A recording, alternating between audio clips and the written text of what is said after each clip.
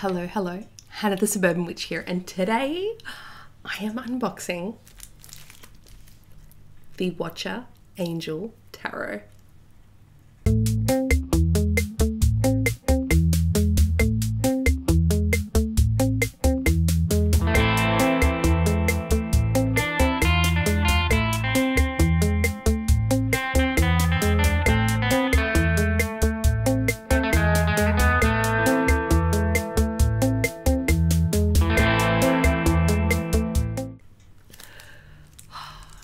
I can't tell you how hard it has been to not rip this baby open the moment I got it. So in today's video, I'm going to be opening this up, commenting on pretty much everything that I can comment on: the art, the cardstock, the deck quality, the packaging, everything.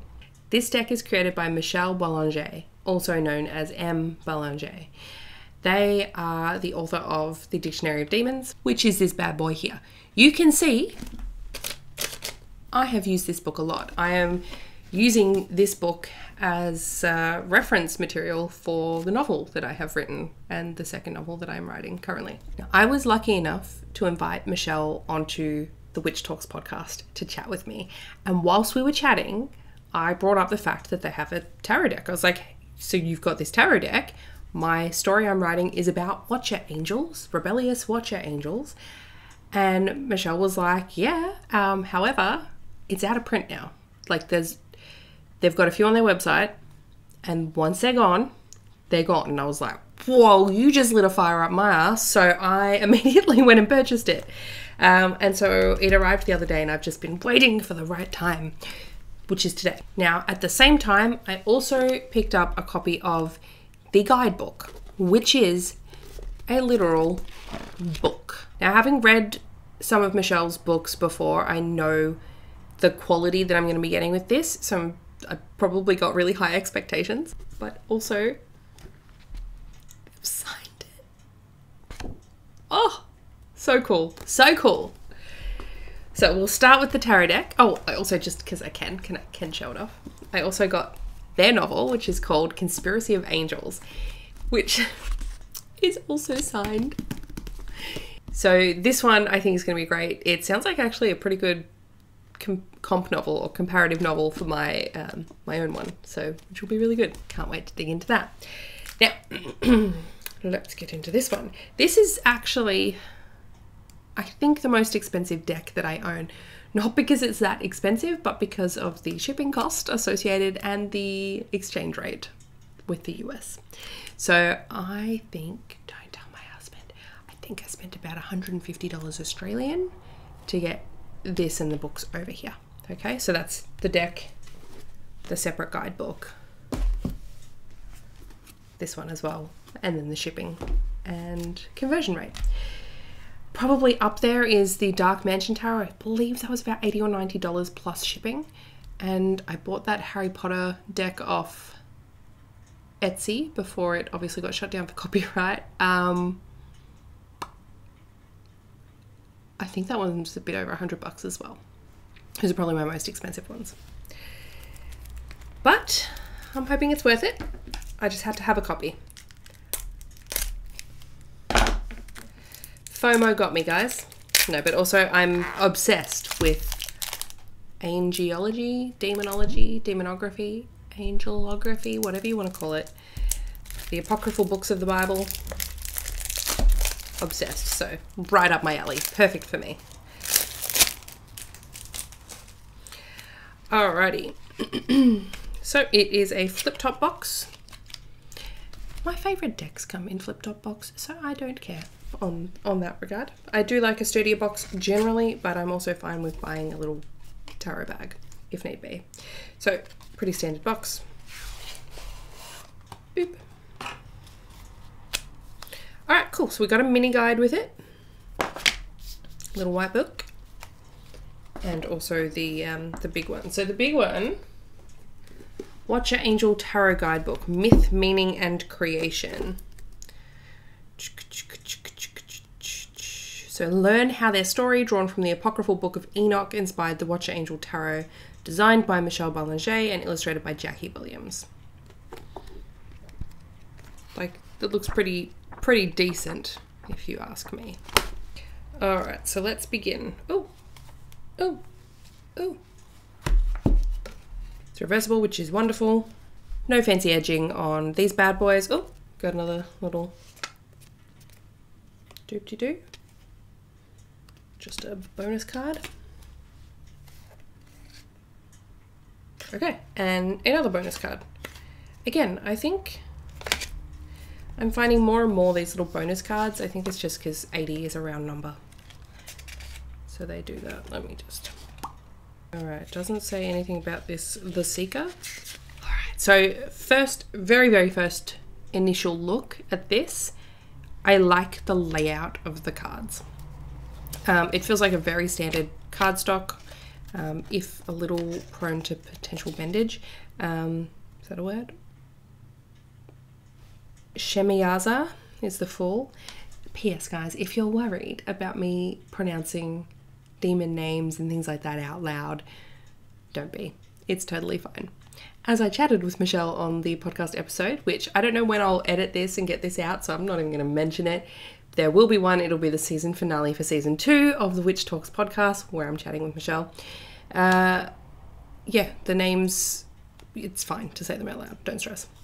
All right, so Shemiyaza, Maris. Now, I'm not going to know all of these. I'm telling you right now. The Magician. Casbiel. That was actually the inspiration behind one of my character names. Hana now. Cute. It's like, Hana. It's my name. Azazel, that's my main character in my book. This is just gonna be me like fangirling over this book. Okay, hold on. The Empress. So the names are Fool, Magician, High Priestess, Empress, the Emperor. Great, yep. Alright, so Hierophant has been renamed to the High Priest. The Lovers. I wonder if this one is meant to be Angel with Mortal Woman. The Chariot, it's Enoch. Strength. The Hermit. I really like the, what's it called? Border that lays these out. Uriel and Raphael. Justice. Ooh, the Hanged Man is intense. Death is really cool. Temperance. The Devil. Look at that. Look at that representation of the Devil. That is so cool. Set nail. I wonder if that's where the word set comes from Egyptian mythology. Let's have a little side journey, shall we? Come on a quest with me. Little side quest. These are the things that make things fun. Alright, the Devil, set nail. Okay, so this is partially why I wanted this deck. This is partially why I wanted this full-blown guidebook part for this deck.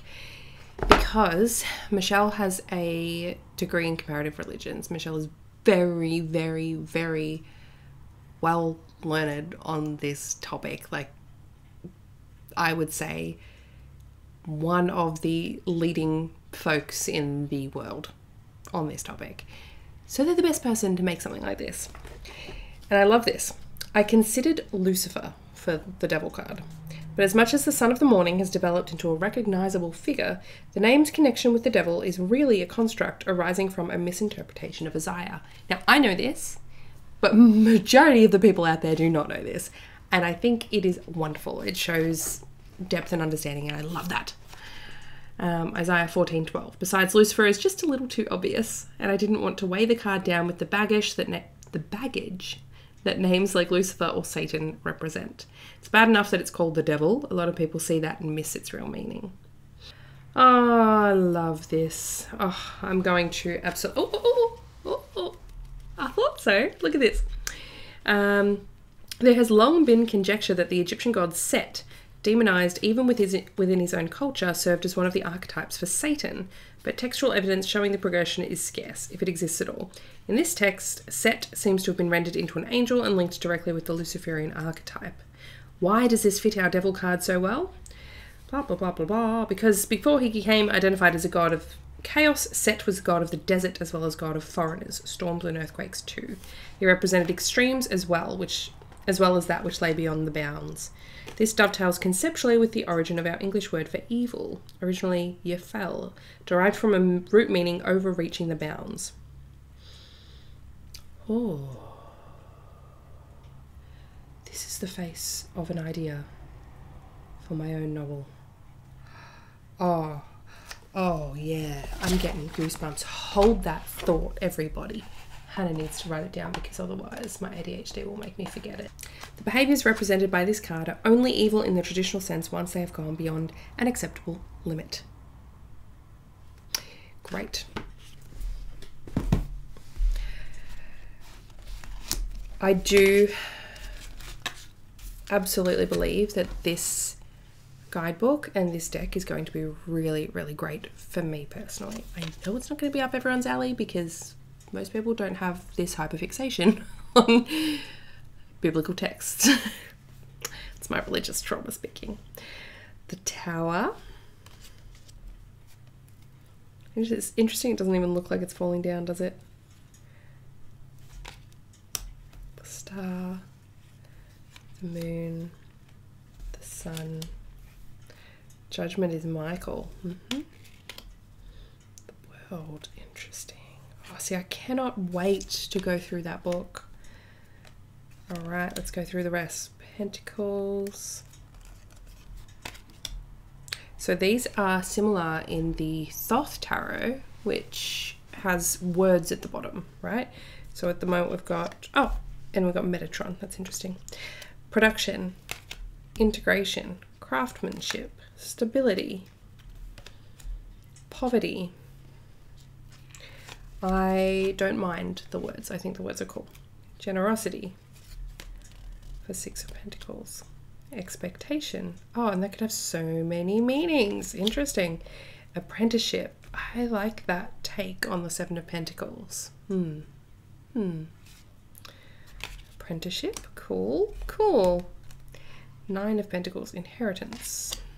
10 of Pentacles, prosperity. Page of Pentacles, the student. Oh, we've even got it here. Knight of Pentacles, the artisan. Cool. The nurturer, queen, and the provider. All right, then we have inspiration for Ace of Cups. Two of Cups is union. Three of Cups is pleasure. Four of Cups, introspection. Six of Cups, nostalgia. Seven, illusions. 8, departure. 9, wishes. And 10, fulfillment. Cool. I like that the court cards don't have all the same meaning or word at the bottom as well. Page of Cups, the dreamer. Knight of Cups, the lover. Queen of Cups, the seer. I like that take as well. It's cool. I'm enjoying this. King of Cups, the dilettante. Dilettante? What is a dilettante? I'll Google that later. Ace of Wands, energy. Two of Wands, inception. Three of Wands, development. Achievement, challenge. Victory, adversity. Eight of Wands, movement. Knight of Wands, perseverance. 10 of Wands, stagnation. Page of Wands, the free spirit. Knight of Wands, the instigator. Queen of Wands, the guide. I really like the layout of the cards. King of Wands, the visionary. Ace of Swords, conquest. Two of Swords. I like, they've got these like color themes in each of the minors. Stalemate, sorrow, recuperation, defeat, passage, betrayal, so clear, imprisonment, nightmares, yep, tragedy for 10 of Swords, the mediator, the philosopher, the strategist, oh, I like that word for that, and the judge. I am very excited The only issue I have at the moment is when I'm going to find time to read the full guidebook, because I'm reading the Iliad, I'm reading Consider This by Chuck Palahniuk to help with my writing, I'm reading the Kybalion again, what else? I have so many other ones. I want to read that, The Conspiracy of Angels by Michelle Belanger. Alright, it shuffles really well. It is a bigger than standard deck in terms of like bigger than a playing deck of cards, but it's not too big. Yeah, relatively easy. I do have a worry that the cardstock is thin and it may bend quite easily. Like it's not a long-term sturdy cardstock, so I feel like I'm gonna have to be quite careful with this. So I wouldn't rifle shuffle with this one. Not that I'm a great rifle shuffler, so I never do it. But if you were and you had this deck, I would not rifle shuffle it. All right. Wonderful. That shuffles pretty well. Let's see. Doesn't spread as smoothly as I want it to, but it's really not bad. It's not a deal breaker or anything. It's just a little clumpy in some spots, but it's really not that bad. All right, let's just ask a question.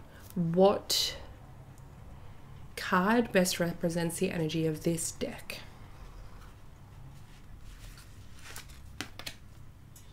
The Free Spirit, Page of Wands. I think that's already showing in the fact that it's inspiring ideas just in its very nature. So I think it's going to free my spirit to be creative, and yeah, I'm excited. I think that's good. Oh, I wish the cardstock was a little thicker, but I am still excited to have this as part of my collection. I feel like this is one of those decks that will become sought after, and not everyone will have it, but I do. I will not be selling this. You can't get it. You can pry it from my cold dead hands. So I hope you've enjoyed this look into my new deck, my new hyperfixation, my new love. Keep an eye out for my book when it does come out. As of filming this, which is February 2024, keeping in mind I film things whenever I get the chance and then I edit them whenever I remember to. So sometimes it takes a while. So whenever this comes out, I don't know where I'll be up to, but right now my book is with an editor just for a little bit of final polishing before I start querying, which is when you send it to an agent to try and get an agent who then sends it to publishers to try and get your publisher, and it is such a long drawn out process, but keep an eye out nonetheless. If you're curious, if you love this stuff and you want to know more about it, I do share with the Suburban Witches Society, which is my private membership group. They get access to a couple of the chapters, the first few chapters of the book already. They get to see the workings behind my brain in things like how I've designed heaven and hell and why I've used certain associations and where I've drawn inspiration and ideas from. And they get to see that sort of creative process behind the scenes. It's $30 a month Australian, so I think in the US that would go down to like $15 to $20 per month. And you get so much more as well. Plus a monthly call with a reading from me, which is wonderful. I hope to see you there. If not, I'll see you at the next time I put out a video here on my YouTube channel. Make sure you're subscribed and hit the bell notification so you never miss one. And if you know someone who would love this deck or love to see this deck, definitely send them this video as well. I hope you have a lovely day wherever you are in the world today, and I will catch you next time.